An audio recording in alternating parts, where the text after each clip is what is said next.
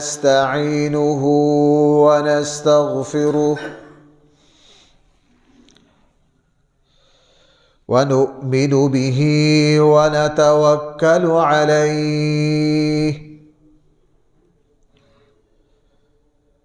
ونعوذ بالله من شرور أنفسنا ومن سيئات أعمالنا من يهده الله فلا مضل له ومن يضلله فلا هادي له ونشهد أن لا إله إلا الله وحده لا شريك له ونشهد أن سيدنا وسندنا ومولانا محمدا عبده ورسوله صلى الله تعالى عليه وعلى آله وأصحابه وبارك وسلم تسليما كثيرا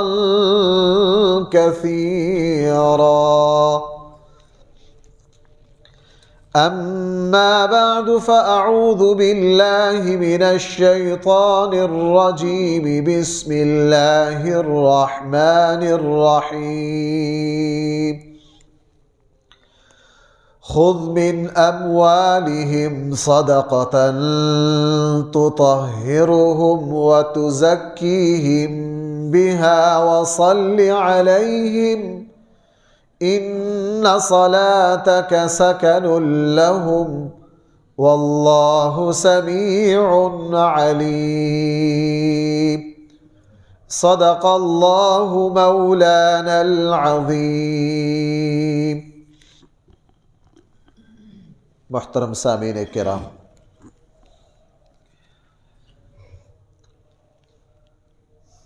قرآن کریم نے نبی کریم صلی اللہ علیہ وسلم سے خطاب کرتے ہوئے ارشاد فرمایا، نبی جی خذ من اموالہم صدقہ، آپ عام مسلمانوں کے مالوں میں سے زکوٰۃ بیت المال کے لیے وصول کر لیجئے۔ کیوں؟ تطہرہم بہا وتزکیہم، آپ زکوٰۃ وصول کر کے ان لوگوں کو ظاہری اور باطنی اعتبار سے پاک صاف کر دیجئے۔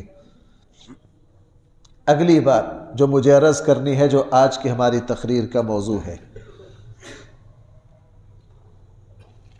ساتھ ساتھ یہ فرمایا وَصَلِّ عَلَيْهِمْ، آپ ان کے لیے دعا کر دیں۔ کیوں؟ إِنَّ صَلَاتَكَ سَكَنٌ لَهُمْ، آپ کی جو دعا ہے وہ ان کے لیے سکون، آرام اور عزت کا باعث ہے۔ اسی لیے جب کوئی شخص رسول اللہ صلی اللہ علیہ وسلم کی خدمت میں بیت المال میں اپنی زکوٰۃ دینے آتا تو رسول اللہ صلی اللہ علیہ وسلم ان کے پورے خاندان کے لیے دعا کرتے۔ اس آیت سے یہ پتہ چلا کہ ایک دوسرے کے لیے دعا کرنے کا حکم قرآن کریم نے مجھے اور آپ کو دیا ہے، اور ہم ایک دوسرے کو دعا کا کہتے ہیں، دعا کی درخواست کرتے ہیں۔ بڑا چھوٹے کو، چھوٹا بڑے کو، شاگرد اپنے اساتذہ کو، اولاد اپنی ماں باپ کو، ہر کوئی ہر کسی کو بھائی کس کا کہتا ہے؟ دعا کا۔ حضرت عمر رضی اللہ عنہ حج پر جانے لگے، رسول اللہ صلی اللہ علیہ وسلم نے حضرت عمر سے فرمایا کہ اے میرے چھوٹے بھائی، مجھے اپنی دعاؤں میں یاد رکھنا۔ یہ رسول اللہ صلی اللہ علیہ وسلم نے فرمایا۔ قرآن کی آیت سے اور رسول اللہ صلی اللہ علیہ وسلم کے اس ارشاد سے پتہ چلا کہ ایک دوسرے کے لیے دعا کرنا یہ رسول اللہ صلی اللہ علیہ وسلم کی سنت ہے، اور بطور خاص جو مجھے آج عرض کرنا ہے کہ رسول اللہ صلی اللہ علیہ وسلم کی دعاؤں میں سے ہم حصہ کس طرح لے سکتے ہیں۔ ایک ہے ماں باپ دعا کرے، بہت قبول ہوتی ہے، حدیث میں ہے والد کی دعا اپنی اولاد کے لیے بہت جلدی قبول ہو جاتی۔ اساتذہ کی دعائیں اپنے شاگردوں کے لیے بہت جلدی قبول ہوتی۔ حکمرانوں کی دعائیں اپنی رعایا کے لیے بہت جلدی قبول ہوتی۔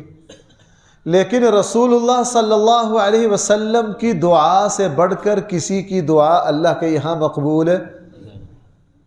آپ علیہ السلام کی دعا کی برکتیں کیا ہیں، وہ کچھ تھوڑی سی عرض کر کے پھر میں جو اصل میرا مقصد ہے کہ میں اور آپ اللہ کے نبی کی دعا کیسے لے سکتے ہیں، اگرچہ میرا اور آپ کا اللہ کے نبی سے فاصلہ 1400 سال 1450 سال سے زیادہ ہے۔ بعض دفعہ خیال بھی آتا ہے کہ صحابہ اکرام نے تو رسول اللہ صلی اللہ علیہ وسلم سے دعائیں کروانی اپنے حق میں، قبول ہو گئیں، انہوں نے تو برکتیں خوب سمیٹی۔ اب ہمیں اللہ کے نبی کی دعا کیسے مل سکتی ہے؟ اب ہمیں اللہ کے نبی کی دعا کیسے مل سکتی ہے؟ انشاءاللہ اصل میرا موضوع وہ ہے۔ اس سے پہلے بس ذرا یہ عرض کرنا ہے کہ اللہ کے نبی کی دعا کتنی باعث برکت ہے، اور اللہ کے نبی نے اپنے صحابہ اپنی امت کو دعاؤں سے کیسے نوازا، کیسے اس کی برکتیں نکلی۔ اللہ کے نبی کا مزاج تھا دوسروں کو دعا دینے کا۔ میں نے ابھی عرض کیا، ایک صحابی ہیں ابن ابی اوفا، وہ کہتے ہیں میں اللہ کے نبی کی خدمت میں بیت المال میں جمع کروانے کے لیے زکوٰۃ لے کر گیا، رسول اللہ صلی اللہ علیہ وسلم نے میرے سارے خاندان کے لیے دعا کی، اے اللہ آل ابی اوفا کی مغفرت کر دے، آل ابی اوفا کی کیا کر دے؟ اللہ کے نبی نے دعا دی۔ حضرت سیدنا صدیق اکبر رضی اللہ عنہ اور حضرت عمر رضی اللہ عنہ کے درمیان جھگڑا ہو گیا۔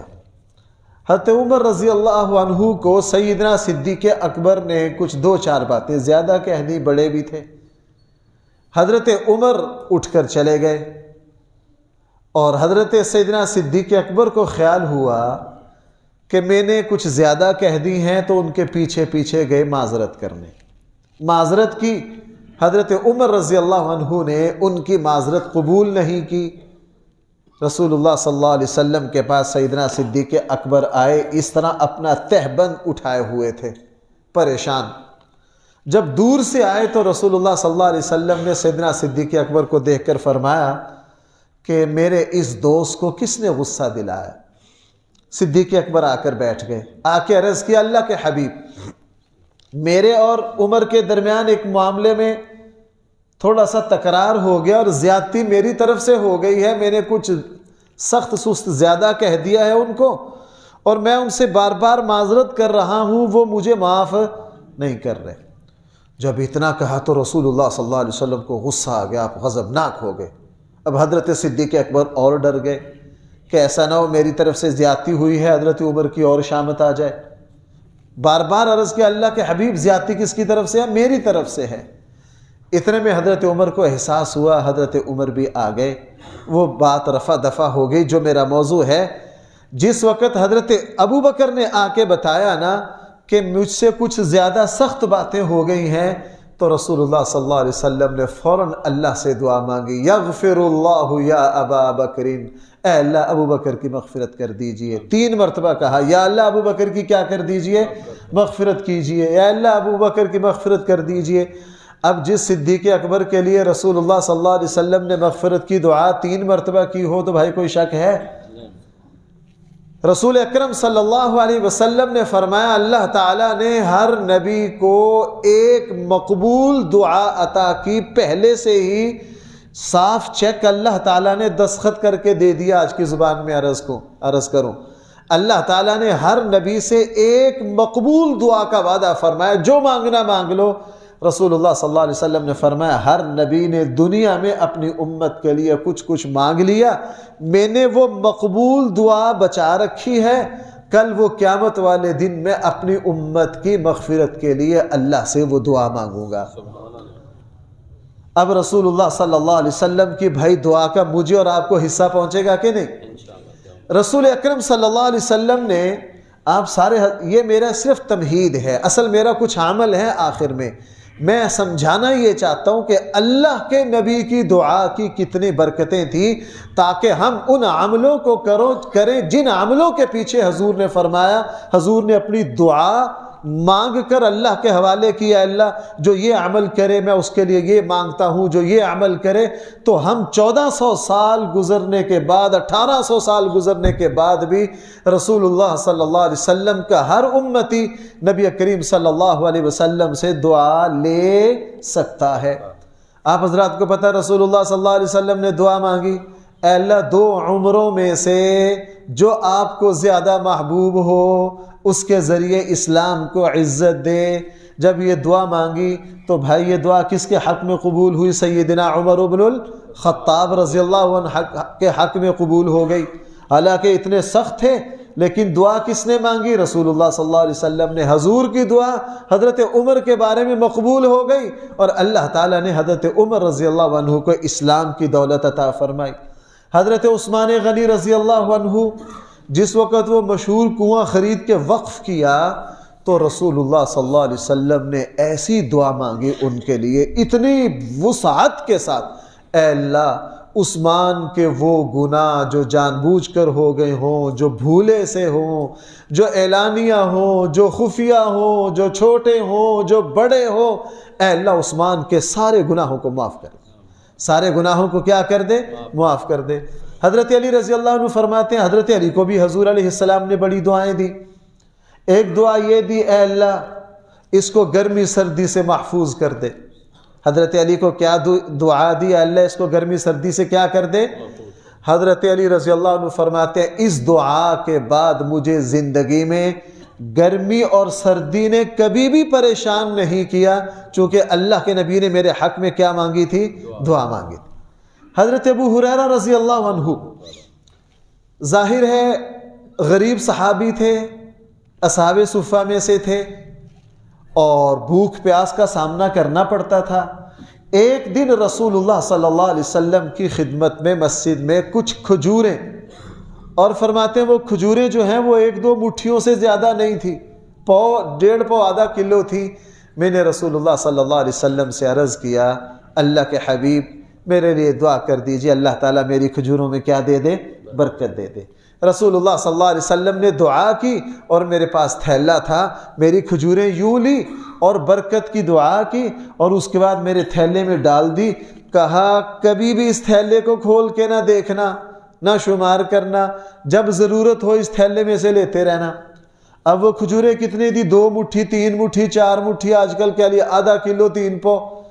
لیکن حضرت ابو ہریرہ فرماتے ہیں کہ میں نے اتنے وسق، ایک وسق 150 کلو کا ہوتا ہے بھائی، ایک وسق کتنے کا ہوتا ہے؟ 150۔ میں نے اتنے وسق کھجوریں اس کے اندر سے خود بھی کھائیں، دوسروں کو بھی کھلائیں، اور میں نے کسی بیان میں عرض کیا تھا یہ 2-4 مٹھیاں کھجوریں حضرت ابو ہریرہ خود بھی کھاتے، دوسروں کو بھی کھلاتے، حضور کی زندگی میں بھی کھلاتے رہے، حضرت ابو بکر کے 2 سالہ دور میں بھی کھلاتے رہے، حضرت عمر کے 12 سالہ دور میں بھی کھلاتے رہے، 10 سالہ دور میں بھی کھلاتے رہے، حضرت عثمان کے 12 سالہ دور میں بھی کھلاتے۔ کتنے سال ہو گئے؟ کھجوریں کتنی ہیں؟ اور فرمایا کہ کئی وسقوں کے وسق، جمع کا لفظ بولا، اور ایک وسق کتنے کا ہوتا ہے؟ 150 کلو کا۔ فرمایا کہ میں اس میں سے کھلاتا رہتا۔ یہ دعا پیچھے کس نے کی تھی؟ نبی کریم صلی اللہ علیہ وسلم نے۔ فرمایا جس دن حضرت عثمان غنی رضی اللہ عنہ کو شہید کیا گیا، جب وہ افراتفری پھیلی، بس اس میں جلدی کہیں جا رہا تھا، وہ تھیلا میرا گم ہو گیا، دوبارہ وہ تھیلا مجھے نہیں ملا، دوبارہ وہ تھیلا مجھے۔ اب رسول اللہ صلی اللہ علیہ وسلم نے دعا کی، آپ کی دعا کی برکت سے چند مٹھیاں جو ہیں وہ 22-23 سال منوں کے اعتبار سے ابو ہریرہ خود بھی کھا رہے ہیں اور دوسروں کو بھی کھلا رہے ہیں۔ رسول اللہ صلی اللہ علیہ وسلم نے حضرت عبد الرحمن بن عوف فرماتے ہیں، چونکہ مالدار صحابی تھے، مکہ سے سب کچھ چھوڑ کر گئے، مدینہ منورہ گئے، بالکل غریب ہو گئے، کچھ نہ تھا۔ اب آپ علیہ السلام نے جب مدینہ میں جانے کے بعد مالدار اور غریب مہاجر اور انصار کی بھائی چارگی قائم کروائی نا، تو عبد الرحمن بن عوف سرمایہ دار آدمی تھے، اور سارا کچھ بھائی کہاں رہ گیا؟ مکہ میں رہ گیا۔ رسول اللہ صلی اللہ علیہ وسلم نے ایک مالدار انصاری صحابی حضرت سعد بن ربیع الانصاری رضی اللہ عنہ کا بھائی بنا دیا۔ کس کو؟ عبد الرحمن بن عوف کو، کہ یہ بہت مالدار ہے۔ حضرت سعد بن ربیع الانصاری حضرت عبد الرحمن بن عوف کو گھر لے گئے، اسے کہا اللہ نے بڑا دیا ہے، یہ جائیدادیں ہیں، یہ مکان ہے، ساری جائیداد آدھی آدھی ہے، میری 2 بیویاں ہیں، میں ایک کو طلاق دے دیتا ہوں، اور وہ عدت گزارنے کے بعد آپ اس سے نکاح کر لو۔ یہ کس نے کہا تھا؟ مشہور واقعہ ہے، یہ کس نے کہا تھا؟ سعد بن ربیع الانصاری نے حضرت عبد الرحمن بن عوف کو کہا۔ حضرت عبد الرحمن بن عوف نے بہت شکریہ ادا کہا، اللہ تعالیٰ آپ کو، آپ کے اہل و عیال، آپ کا سب کچھ مبارک کرے، میں تاجر بندہ ہوں، اگرچہ اب آزمائش آ گئی ہے، میرے پاس کچھ رہا نہیں ہے، آپ مجھے بازار بتائیے کدھر ہے، میں خود کر لوں گا سارا کچھ۔ ان کو بتا دیا۔ حضرت عبد الرحمن بن عوف گئے، 2-4 دن خوب تجارت کی، اور تیسرے چوتھے دن کے بعد ان کو ایک کھجور کی گٹھلی سے بھی تھوڑا سا کم سونا 3-4 دن میں کما لیا۔ بھائی کتنے دن میں کما لیا؟ 3-4۔ اچھا، جب وہ کما لیا تو اب شادی، چونکہ جو مکہ کی عورتیں اسلام قبول نہیں کر رہی تھی، سورہ ممتحنہ میں قرآن کا فیصلہ تھا کہ مہاجرین ان کو اپنے نکاح میں رکھ نہیں سکتے۔ اب بیوی جو تھی عبد الرحمن بن عوف کی مکہ میں رہ گئی، وہ مسلمان نہیں ہوئی، مدینہ جا کے وہ جو کھجور کی گٹھلی سے بھی کم سونا تھا، ایک انصاری عورت سے نکاح کر لیا۔ اور نکاح کر کے جب مسجد میں نماز پڑھنے آئے نا، تو جسم کے اوپر زعفران کی خوشبو کا رنگ تھا، وہ شادیوں پہ لگایا جاتا تھا۔ رسول اللہ صلی اللہ علیہ وسلم نے ان سے پوچھا، عبد الرحمن یہ خوشبو کیسی ہے؟ آج ہم ناراض ہو جاتے ہیں، پورے کنبے ہم بلاتے ہیں، 1800 بندہ شادیوں پہ، اگر کسی کو نہ بلائیں، اوے آپ مجھے کلے کو دعوت دے رہے ہیں، میں کیوں آواں؟ میرے بھائی کو بھی دے، میرے فلاں کو بھی دے۔ اور بھائی معاشرے میں ہے کہ نہیں اس طرح؟ اب اللہ کے نبی سے بڑا کوئی شاہی مہمان ہو سکتا ہے؟ جو معراج میں اللہ کے یہاں مہمان ٹھہرا، اس سے بڑا کوئی مہمان ہو سکتا ہے؟ اب حضرت عبد الرحمن بن عوف نے مکہ میں رہتے ہوئے اس واقعے سے پتہ چلا کہ حضور علیہ السلام کو شادی کی دعوت ہے، اللہ کے نبی ناراض ہوئے؟ اگر ہم ہوتے؟ میرا یہ موضوع نہیں ہے، انشاءاللہ کبھی موضوع ہے، میں ایسے بہت سارے واقعات اللہ کے نبی کے عرض کروں گا کہ صحابہ اکرام نے مدینہ میں شادی کی، اللہ کے نبی کو نہیں بلایا، لیکن اللہ کے نبی کچھ بھی ناراض ہے۔ اب جب حضرت عبد الرحمن بن عوف آئے نا، کہا عبد الرحمن یہ رنگ کیسا؟ کہ اللہ کے نبی 2-4 دن، چونکہ اللہ کے نبی کو پتا تھا یہ تو مہاجر ہو کر آئے، ان کے پاس تو ہے کچھ نہیں، اللہ کے نبی 3-4 دن اس طرح تجارت کی ہے، اتنا سونا کمایا ہے، اس مہر پر میں نے ایک انصاری عورت سے کیا کر لیا ہے؟ نکاح۔ اب جو میرے رسول اللہ صلی اللہ علیہ وسلم نے ان کے لیے دعا کی، اے اللہ عبد الرحمن بن عوف کی مغفرت کر دے، اے اللہ ان کو برکتیں دے دے، ان کو جنت کے سلسبیل چشمے سے پانی پلا۔ اور کہا عبد الرحمن اللہ تعالیٰ تجھے برکت دے، اولم ولو بشاتن، ولیمہ ضرور کرنا، اگرچہ ایک بکری کا ہی کر لینا۔ یہ دعا کس نے دی؟ صلی اللہ علیہ وسلم نے۔ حضرت عبد الرحمن بن عوف فرماتے ہیں عباس، اس دعا کے بعد سے پھر اللہ نے برکتوں کا دروازہ کھولا، اللہ نے مجھے اتنا مال دیا، اتنا مال دیا۔ بس ایک بات ہی سن لیجئے، عبد الرحمن بن عوف رضی اللہ عنہ کا انتقال ہوا ہے حضرت عثمان غنی رضی اللہ عنہ کے دور خلافت میں۔ اتنا حضور فرمایا کرتے تھے کہ میں اگر مٹی کو بھی ہاتھ ڈالوں نا، وہ بھی سونا، میں پتھر اٹھاتا ہوں مجھے وہاں سے بھی سونا مل جاتا ہے، چونکہ میرے لیے برکت کی دعا کس نے کی ہے؟ نبی کریم صلی اللہ علیہ وسلم۔ جب ان کا انتقال ہوا، 4 بیویاں، بھائی کتنی بیویاں؟ اور یہ کئی مرتبہ میں نے آپ کو بتایا کہ اگر اولاد ہو تو بیوی کا وراثت میں 8واں حصہ ہوتا ہے، اگر 2 بیویاں ہو نا، پھر بھی اسی 8ویں میں 2 شریک ہوگی، کتنا ہو گیا؟ 16واں ایک بیوی کا۔ اگر 4 بیویاں ہو تو 8واں ہی 4 کو ملے گا، تو کتنا ہو؟ 32واں حصہ۔ اب ان کی جائیداد کا جب 32واں حصہ کتنا تھا؟ فرمایا کہ علماء نے لکھا، علامہ ذہبی نے، ان کا 8واں حصہ جب 4 بیویوں کو تقسیم کیا گیا تو ایک ایک بیوی کو 80 ہزار دینار آئے۔ سونے کا ہوتا تھا بھائی دینار کتنے؟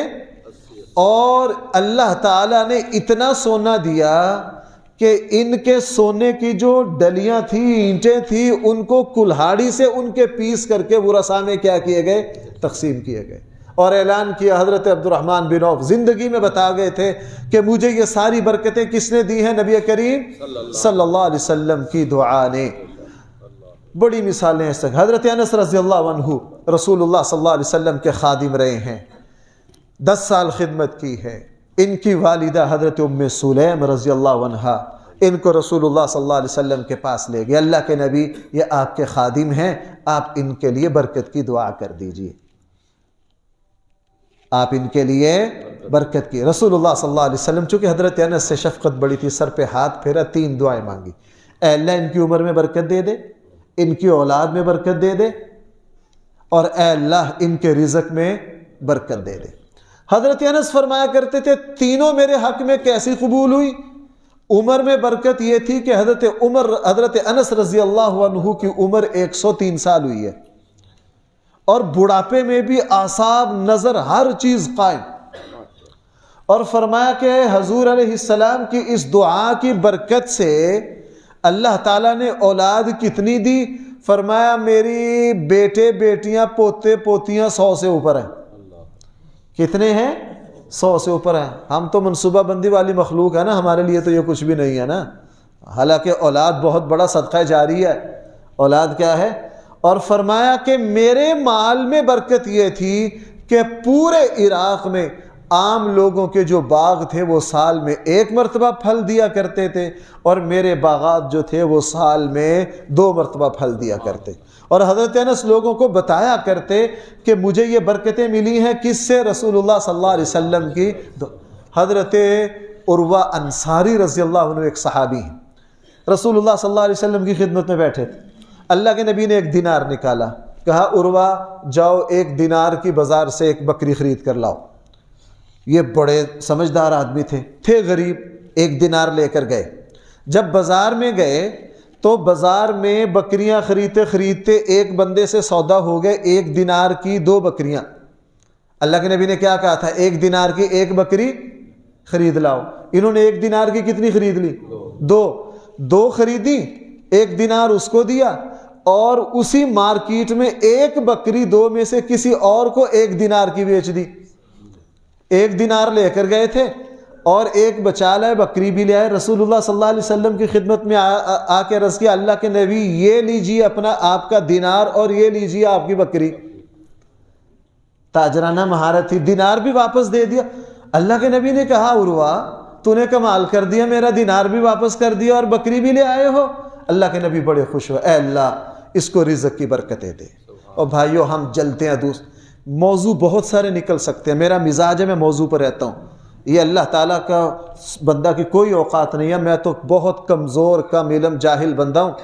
ابھی تک میں نے جتنی بات کی ہے نا 6-7 موضوع دماغ پر آ گئے انہی باتوں میں، لیکن میرا مزاج ہے موضوع سے نہ ہٹنا، موضوع سے نہ ہٹنا۔ رسول اللہ صلی اللہ علیہ وسلم نے ذہانت دیکھی، فوراً ان کے لیے دعا کی، اور ہم ہوتے سگا بھائی جل جاتا۔ اور بھائی ہم اپنی آمدن اپنے سگے بھائی کو بتا سکتے ہیں؟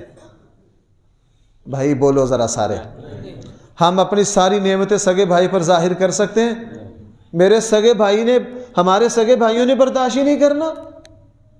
رسول اللہ صلی اللہ علیہ وسلم، عروہ نوجوان ہے، 1 دینار دیا، 1 بکری لے آؤ۔ بازار گئے، 2 خریدی، 1 بیچی، حضور کی خدمت میں یہ لیجئے اپنا دینار اور یہ لیجئے۔ اللہ کے نبی بڑے خوش ہوئے، اللہ کے نبی نے اے اللہ ان کو برکتیں دے دیجئے۔ حضرت عروہ رضی اللہ عنہ فرماتے ہیں اللہ نے مجھے اتنی برکتیں دی کہ میں عراق کا سب سے مالدار آدمی تھا، لوگ مجھے میرے پاس میری منت سماجت کیا کرتے تھے، ہمارا مال بھی اپنے مال میں ملا لے برکت ہو جائے گی، چونکہ تیرے پیچھے کس کی برکت ہے؟ رسول اللہ صلی اللہ علیہ وسلم کی دعا کی برکت ہے۔ حضرت عبداللہ بن مسعود رضی اللہ عنہ فرماتے ہیں کہ میں عبداللہ بن ابی معیط کی، یہ مکہ کے بڑے بدبختوں میں سے ہے اور بدر میں قتل ہوا ہے۔ حضرت عبداللہ بن مسعود رضی اللہ عنہ چرواہے تھے۔ اب چرواہے کی کیا حیثیت ہے؟ چھوٹ سے قد کے تھے۔ میں کرائے پر بکریاں، اجرت پر بکریاں چرایا کرتے تھے، ایک روایت میں اونٹ ہے، ایک میں بکریاں۔ کہنے لگے رسول اللہ صلی اللہ علیہ وسلم تشریف لے آئے، وہاں گزر رہے تھے، ساتھ سیدنا صدیق اکبر تھے، چونکہ یہ مکی صحابی ہیں۔ مجھے کہا کہ اپنی بکری کا ہمیں دودھ پلاؤ۔ عربوں کا عرف تھا کہ بکری کا دودھ ہر کسی کو پلا، عام اجازت ہوتی تھی، جس طرح ہمارے پرانے دیہاتوں میں اب ہے کہ نہیں، باغات میں اگر کوئی آ جائے تو پھل کھانے کی اجازت ہوتی ہے۔ سندھ میں تو میں نے دیکھی، ہمارے پنجاب میں بھی یہ چیز تھی۔ حضرت عبداللہ بن مسعود نے کہا جی میرے پاس سے یہ بکریاں امانت ہیں، میں تو آپ کو دودھ پلا فلاں بندے کے۔ حضور نے فرمایا اچھا ایسی بکری لے آؤ جس نے بچہ نہ دیا ہو۔ ابھی بالکل بھائی، جس بکری نے ابھی تک بچہ نہ دیا ہو وہ دودھ دے سکتی ہے؟ میں ایسی بکری لے آیا۔ رسول اللہ صلی اللہ علیہ وسلم نے اللہ کا نام لے کر اس بکری کے تھن کو ہاتھ لگایا اور وہ یوں ہوگی جیسے پتہ نہیں کتنا دودھ ہے۔ دودھ نکالا، خود بھی پیا، صدیق اکبر نے بھی پیا، مجھے بھی پلایا۔ اس کے بعد دوبارہ بکری کے تھن کو ہاتھ لگایا، وہ ویسی کی ویسی ہو گئی جیسے اب تک اس نے کوئی بچہ نہیں جنا۔ اور میرے لیے رسول اللہ صلی اللہ علیہ وسلم نے دعا کی، اے اللہ اس کو علیمم و معلمن، اے اللہ اس چرواہے کو بہت بڑا عالم بھی بنا دے، استاد بھی بنا دے۔ یہ دعا مانگی، اور آپ کو پتہ ہے پھر اس دعا کے نتیجے میں عبداللہ ابن مسعود صحابہ اکرام میں فاضل ترین صحابہ میں سے ہیں۔ میں نے کئی مرتبہ حضرت عبداللہ ابن مسعود پر جمعہ پڑھایا۔ حضرت عمر رضی اللہ عنہ نے پابند کیا تھا عبداللہ ابن مسعود کو کہ مجھے ہر اہم معاملے میں تمہاری علمی رائے کی ضرورت ہے، میری اجازت کے بغیر تم مکہ مدینہ سے باہر نہیں جا سکتے۔ اور جب عراق والوں نے مجبور کیا کہ جی مدینہ کے جو سب سے بڑے عالم ہیں عبداللہ ابن مسعود، وہ ہمیں دیجیے علم سکھانے کے لیے، حضرت عمر نے فرمایا میری نگاہ میں ان کی بڑی قدر و قیمت ہے، ریٹ بڑا ہے، تمہارا جو سالانہ تنخواہیں اور وظائف ہے نا پورے عراق کے، اگر ابن مسعود کو لے کے جانا وہ میں نے آدھے کاٹ لینے ہیں۔ وہ میں نے کیا کر لینے ہیں؟ عراق والوں نے کہا جی آدھے کاٹ لیجیے ہماری گرانٹ جو ہے، حضرت عبداللہ ابن مسعود ہمیں دے دیجیے۔ بکریاں چرا رہے تھے، دعا مانگی کس نے؟ نبی کریم صلی اللہ علیہ وسلم نے۔ بھائی اس سے پتہ چلا آج کی نوجوان نسل کو یہ موضوع سمجھانے والا ہے کہ ماں باپ کی دعاؤں میں کتنی برکتیں، اساتذہ کی دعاؤں میں کتنی برکتیں۔ میں نے عرض کیا بار بار دماغ پر موضوع سے میں ہل رہا ہوں، یہ موضوع بھی سامنے آ رہا ہے۔ یہ سارے واقعات علامت ہیں اس بات کی کہ بڑوں کی دعائیں انسان کو کہاں سے کہاں پہنچا دیتی ہیں۔ میں تقریباً 40-50 احادیث سے وہ چیزیں نکال کے لایا تھا جو آپ سے عرض کروں کہ رسول اللہ صلی اللہ علیہ وسلم نے دعا کی، اس دعا کی برکتیں اللہ تعالیٰ نے کہاں سے کہاں پہنچا دی۔ اب سوال یہ ہے جو میرا آج کا موضوع ہے، مجھے اور آپ کو بھی بڑی ضرورت ہے بھائی رسول اللہ صلی اللہ علیہ وسلم کی دعاؤں کی۔ کیوں بھائی ضرورت ہے یا نہیں؟ تو ہمارے علم میں ایسے عمل ہونے چاہیے۔ اللہ کے نبی تو رحمت للعالمین تھے، وہ صرف اپنے براہ راست امتیوں کو تو دعاؤں سے نہیں نوازنا چاہتے تھے، وہ تو بعد والوں کو بھی نوازنا چاہتے تھے۔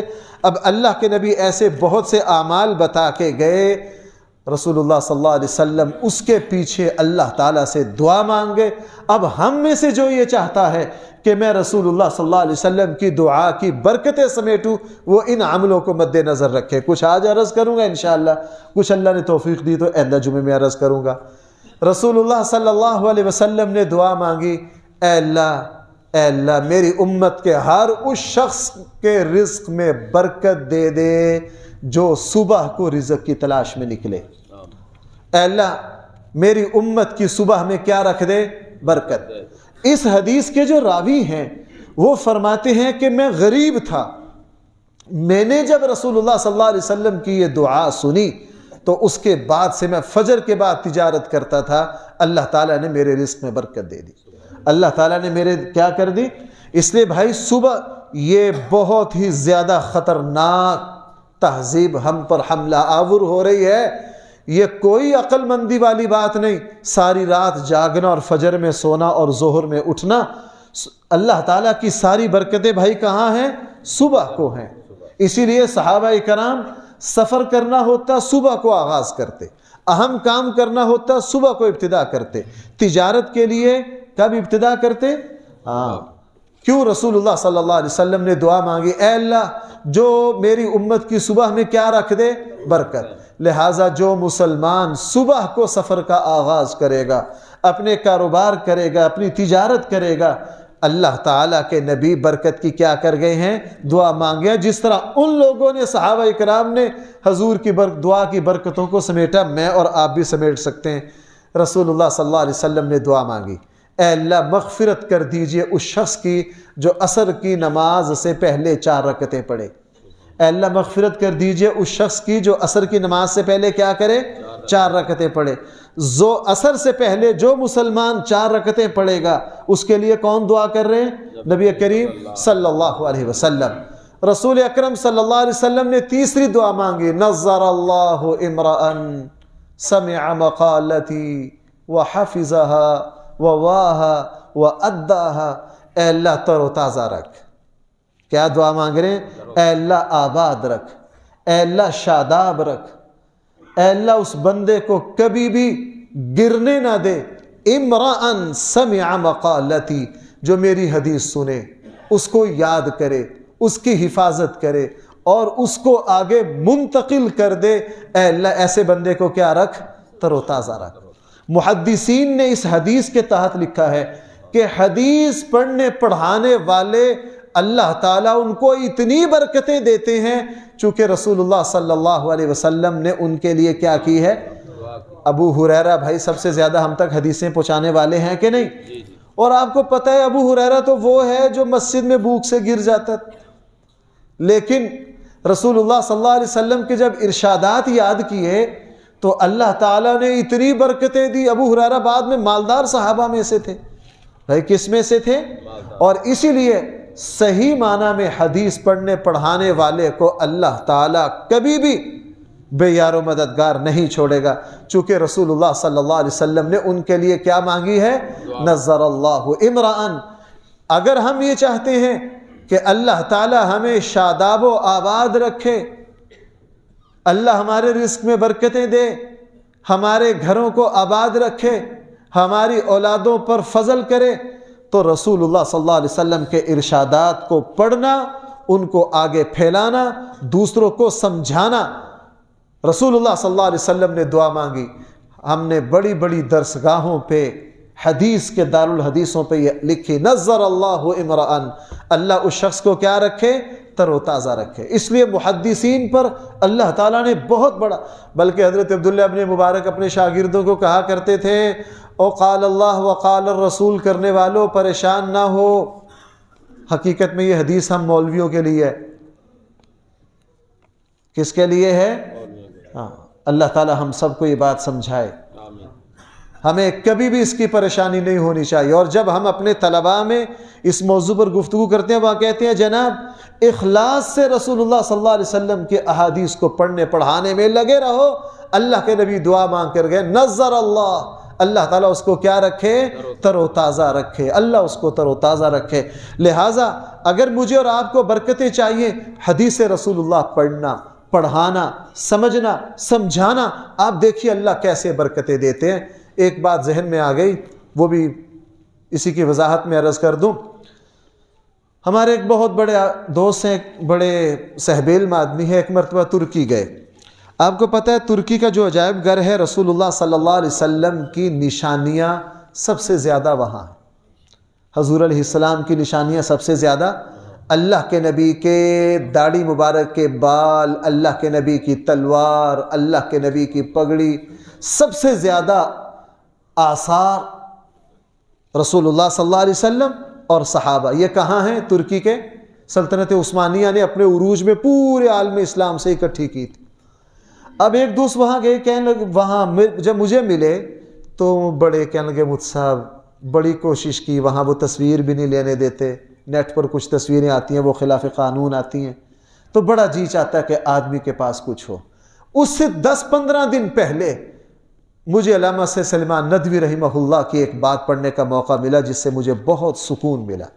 علامہ سے سلمان ندوی نے ایک جگہ لکھا ہے، ہر مسلمان یہ چاہتا ہے کہ اللہ کے نبی کی کوئی نشانی میرے گھر ہو۔ یار اگر اللہ کے نبی کی داڑھی مبارک کا کوئی بال ڈسکا کے کسی گھر میں ہو تو سارا ڈسکا اکٹھا ہو جائے گا کہ نہیں؟ بھائی میں غلط تو نہیں کہہ رہا؟ اللہ کے نبی کا جوتا تو نہیں، اللہ کے نبی کے جوتے کی خاک، اور یہ پکی بات ہو، گڑی گڑائی بات نہ ہو، مستند طریقے سے پتہ ہو کہ یہ اللہ کے نبی کے جوتے کے نیچے آنے والی خاک ہے، اور یہ سیالکوٹ کے فلاں گھر میں ہے تو سارا سیالکوٹ جمع ہو جائے گا کہ نہیں؟ علامہ سے سلمان ندوی نے فرمایا آج کے مسلمان کو تبرکات نبی چاہیے، لیکن نبی کا سب سے بڑا تبرک تو حضور کے ارشادات ہیں، نہ اس کو اپنے گھر میں رکھنے کے لیے تیار، نہ اس کو پڑھنے پڑھانے کے لیے تیار۔ بھائی غلط تو نہیں کہا؟ بھائی ذرا بیدار ہو جاؤ، میری بات سنو۔ آپ کے گھر میں اللہ کے نبی کے داڑھی کے بال مبارک ہوں اور آپ کے گھر میں رسول اللہ صلی اللہ علیہ وسلم کی سیرت ساری زندگی کی ایک کتاب ہو تو کون سی بہتر ہے؟ لیکن ہم کس کو اہمیت دیتے ہیں؟ ہم اس کو ہرگز اہمیت نہیں دیتے۔ بہرحال یہ تو ضمنی بات آ گئی تھی، موضوع یہ چل رہا تھا میں اور آپ رسول اللہ صلی اللہ علیہ وسلم کی دعا سے برکت کیسے لے سکتے ہیں۔ چوتھی بات، رسول اللہ صلی اللہ علیہ وسلم نے فرمایا جو مؤذن اذان دے اے میرے اللہ میں اس کے لیے مغفرت کی دعا کرتا ہوں۔ جو بھی مؤذن کیا دے؟ اذان دے۔ اب یہ جو مؤذنین ہیں اذان دینے والے، یہ اذان دے کر رسول اللہ صلی اللہ علیہ وسلم کی اس دعا کی برکت کو سمیٹ سکتے ہیں کہ نہیں؟ سنن ابن ماجہ کی ایک حدیث ہے، رسول اللہ صلی اللہ علیہ وسلم نے فرمایا جس مسلمان نے 12 سال اذان دی، سنن ابن ماجہ باب فضل الاذان والاقامہ میں حدیث ذکر کی ہے، جس مسلمان نے 12 سال کیا دی، رسول اللہ صلی اللہ علیہ وسلم نے فرمایا اس کے لیے جنت لازم ہو گئی، اور اس کے بعد اس کو ہر اذان پر 60 نیکیاں اور ہر تکبیر پر اس کو 30 نیکیاں ملیں گی۔ لیکن بھائی اس حدیث کا یہ مطلب نہیں ہر مسجد میں لڑائی شروع ہو جائے، یہ نہ کرنا ایک دوسرے کا احترام۔ اکثر مسجدوں میں جھگڑا ہو جاتا ہے، وہ کہتے ہیں اذان میں نے دینی ہے، وہ کہتا ہے یہ میں نے دینی ہے، نہ سبھی دے لو بھائی۔ تو اب جو شخص اذان دے گا بھائی وہ رسول اللہ صلی اللہ علیہ وسلم کی دعا سے فیضیاب ہوگا کہ نہیں؟ آپ کہیں گے مفتی صاحب ایسے سارے مولویاں علی گلنا نے، اذان دینے والے بھی ہماری پارٹی ہے، حدیث پڑھنے پڑھانے والے بھی ہماری پارٹی ہے، یہ تو ساری ہماری ہیں، عام لوگوں کے لیے کیا ہے؟ رسول اکرم صلی اللہ علیہ وسلم کی ایک دعا ایک حدیث سن لیجئے۔ رسول اللہ صلی اللہ علیہ وسلم نے فرمایا اے میرے اللہ جو مسلمان لین دین میں، معاملات میں، تجارت میں، قرض دینے میں، واپس لینے میں نرمی کرے، بھائی اب تو سارے آگے، جو مسلمان لین دین میں، تجارت میں، قرض کے دینے میں، قرض کے لینے میں، چیز بیچنے میں، اس کے ریٹ میں، معاملات میں نرمی کرے، اللہ تعالیٰ کے نبی نے دعا مانگی اے اللہ میں ہر مسلمان کے لیے اے میرے اللہ میں برکت کی دعا کرتا ہوں، اے اللہ میں برکت کی کیا کرتا ہوں؟ دعا کرتا ہوں۔ اب جو مسلمان یہ سمجھے، دیکھو ان لوگوں کے رزقوں میں برکتوں کے واقعات میں نے آپ کو سنائے، جو مسلمان یہ سمجھے کہ میرے اللہ تعالیٰ کے نبی کی یہ دعا میرے حق میں قبول ہو، بھائی اپنے معاملات میں نرمی رکھے، اپنے معاملات میں نرمی رکھے۔ اللہ تعالیٰ کو وہ بندہ بہت پسند ہے جو آسان ہو۔ میں اسی ہفتے میں کچھ دوستوں سے اس موضوع پر بات کر رہا تھا، بھول گیا پتہ نہیں کہاں، بھائی جو آسان شخصیت ہو نا اللہ کا اس پر بڑا فضل ہے، اللہ کا اس پر کیا ہے؟ سب کے لیے آسان۔ اللہ معاف فرمائے ہم بطور شوہر بہت سے لوگ اپنی بیوی کے لیے بہت مشکل ہے، بہت سے لوگ اپنے پارٹنر کے لیے بہت مشکل ہے، بہت سے لوگ ایسے ایک منٹ میں ناراض ہو جاتے ہیں، بہت سے دوست ایسے ایک منٹ میں شکوہ کر دیتے ہیں، اور بعض دوست ایسے ان کے ناراض ہونے کا پتہ ہی نہیں چلتا، یہ چھوٹی سی بات پر، بھائی ہمارے معاشرے میں یہ ہے کہ نہیں، چھوٹی سی بات پہ بگڑ جائیں گے۔ رسول اللہ صلی اللہ علیہ وسلم نے فرمایا اللہ کو وہ مومن بہت پسند ہے جو اپنے رشتہ دار دوستوں کے لیے کیا ہو؟ آسان ہو۔